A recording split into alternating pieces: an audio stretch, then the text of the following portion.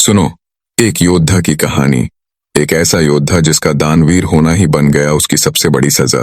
क्योंकि कहते हैं इतना उदार दानी हुआ कि स्वर्ग में भी उसे भूख से तड़पना पड़ा।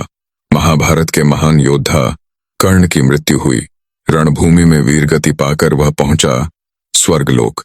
वहां सोने के महल, अमृत की नदियां और हर खुशी का इंतजार। लेकिन कुछ अजीब हुआ।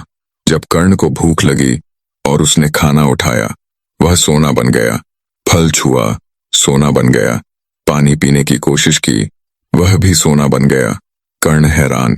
इंद्र से पूछा, यह क्या है? मैंने जीवन भर दान किया है। इंद्र ने कहा, कर्ण, तुमने सोना चांदी दान किया, गायें दी, जमीन दी, लेकिन कभी अपने पूर्वजों को अन्न का दान नहीं किया। तुम्हारे पिता, दादा, परदादा सभी भूखे हैं पितृलोक में, इसलिए तुम भी भूखे रहोगे। कर्ण को समझ आया एक गहरी सच्चाई।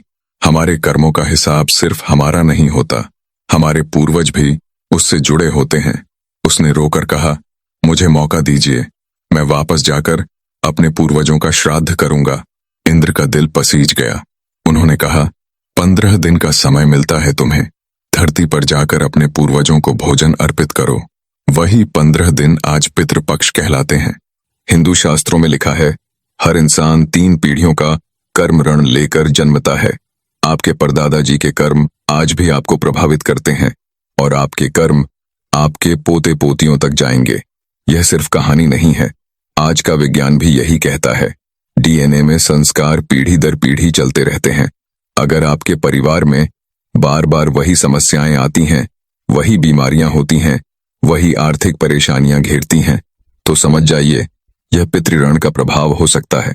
लेकिन अच्छी खबर यह है कि कर्ण की तरह आप भी इसे सुधार सकते हैं। पितृपक्ष में श्राद्ध करें, अपने पूर्वजों को याद करें, उनके नाम पर दान करें। गरुड़ पुराण कहता है, जब आप श्राद्ध करते हैं तो न केवल अपने पूर्वजों को संतुष्ट करते हैं, बल्कि अपनी अगली 3 पीढ़ियों के लिए भी सकारात्मक कर्म का बीज बोते हैं। कर्ण ने अपनी गलती सुधारी। 15 दिन धरती पर आकर उसने अपने पूर्वजों का श्राद्ध किया और उसे स्वर्ग में शांति मिली। पितृपक्ष में याद रखिएगा, जैसे कर्ण ने अपना कर्म ऋण चुकाया, वैसे ही आप भी चुका सकते हैं और अपनी भावी पीढ़ियों के लिए एक सुंदर भविष्य का आधार रख सकते हैं।